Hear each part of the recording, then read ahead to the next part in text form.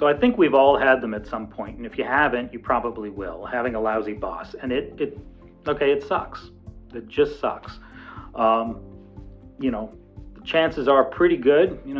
Up to 60% of managers aren't really functionally very good at their job, so the odds are pretty good you're going to come across a boss that is just really difficult to work with. So there's a few things I'd do. One, I take like a little bit of a sanity check.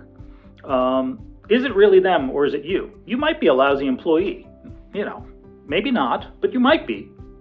So just allow that as a possibility. But the other part really is talk with other people. Now, not to moan and groan about what's going on, but just start to kind of see, are they treating other people this way? Because there's a difference between, an abusive relationship, a hostile work environment. We all know and can identify those things, but it's more around like the microaggressions or those types of things. And so you want to be able to figure out, is this a chemistry issue? Like, I just really don't like this person? Or is it a performance issue? It's like, hey, they're not doing boss-like things in the right way. It just doesn't feel right, or it isn't right. So you want to kind of be able to separate those things. It's important to keep your power. Anytime there's anybody who reports to somebody, right, there's a sort of sense of authority there. Even if you're the best of friends, there is a little bit of positional authority or something like that. And in a great environment, you don't feel that. You're all in it together. But in a lousy environment, they're like, oh, I'm the boss because I said so. All right. You want to keep your power. And the power is, your personal power, what you can control, your values, your humanity, your sense of dignity, your sense of right and wrong, and your skills, what you know, and your devotion to continuous improvement and enhancing those skills, enhancing your self-knowledge, enhancing your interpersonal skills, those type of things.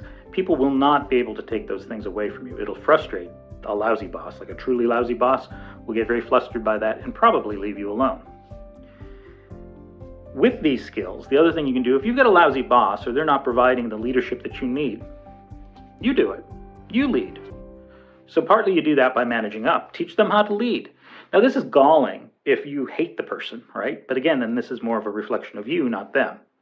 So learn some skills, any of the leadership skills that they're lacking. You learn them. You provide them. You do it. It's not to undermine them. It's to supplement what they're doing because they're not providing it and you need it. So find what it is that you're lacking in either within yourself or someone else. Now, it can be galling, but help them win. Help them look good. Kill them with kindness. These are difficult, and you want to do it in a way that's sincere. You don't want to fake all this. Like, hey, I want you to win. I want you to get that promotion so that you no longer have to bug me. Whatever it is. Don't have to go down this righteous path. You just have to kind of survive this lousy boss. I think the final thing to keep in mind is, like, if you have a lousy leader, if you have a lousy boss, everybody knows. Everybody knows they're lousy. Now, it's a question of whether people are brave enough to step in, to improve them, to confront them. The emperor has no clothes, that kind of thing. That's a whole other issue. But you could be doing that.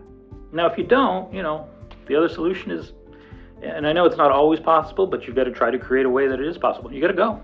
You got to find something else. You got to find a different leader. If you can't be that leader and the place that you are isn't providing that kind of leadership, you got to go someplace that is.